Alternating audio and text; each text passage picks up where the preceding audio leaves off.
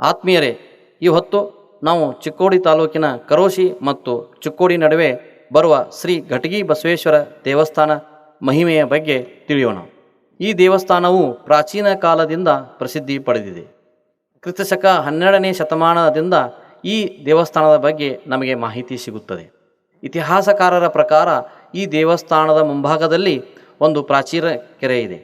ಈ ಕೆರೆಗೆ ಪ್ರತಿನಿತ್ಯ ಆಕಳು ನೀರು ಕುಡಿಯಲು ಬರುತ್ತಿತ್ತು. ಇದೇ ಸಮಯಕ್ಕೆ ಆಹಾರಕ್ಕೆ ಕಾದು ಕುಳಿತ ಹುಲಿಯು ಬಸವಣ್ಣನ ಮೇಲೆ ದಾಳಿ ಮಾಡುತ್ತದೆ.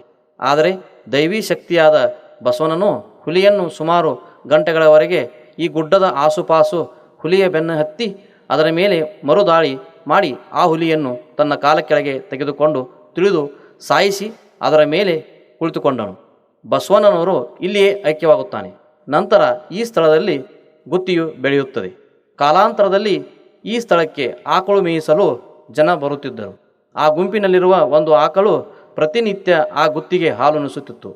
ಅದರ ಮಾಲೀಕನಿಗೆ ಗೊತ್ತಾಗಿ ಅವನು ತನ್ನ ಊರಿನ ಹಿರಿಯರ ಜೊತೆ ಬಂದು ಆ ಗುತ್ತಿಯನ್ನು ಅಗೆದಾಗ ಅಲ್ಲಿ ಬಸವಣ್ಣನು ಕಾಣಸಿಗುತ್ತಾನೆ.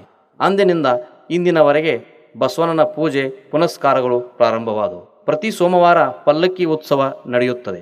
ಶ್ರಾವಣ ಮಾಸದ 4ನೇ ಸೋಮವಾರ ಭವ್ಯವಾದ ಜಾತ್ರೆ ನೆರವೇರುತ್ತದೆ. ಈ ಜಾತ್ರೆಗೆ ರಾಜ್ಯದ ವಿವಿಧ ಮೂಲೆಗಳಿಂದ ಹಾಗೂ ಬೇರೆ ರಾಜ್ಯಗಳಿಂದ ಜನರು ಬರುತ್ತಾರೆ. ತಮ್ಮ ಇಷ್ಟಾರ್ಥಗಳನ್ನು ಪೂರೈಸಿಕೊಳ್ಳುತ್ತಾರೆ. ಹಿರಿಯರು ಹೇಳುವ ಹಾಗೆ ಹಲವಾರು ಪವಾಡಗಳು ಈ ಬಸವಣ್ಣನ ಮಹಿಮೆಯಿಂದ ನಡೆದಿವೆ. ಪ್ರತಿನಿತ್ಯ 3 ಸಮಯದಲ್ಲಿ ಪೂಜೆ ನೆರವೇರುತ್ತದೆ. ಧನ್ಯವಾದಗಳು.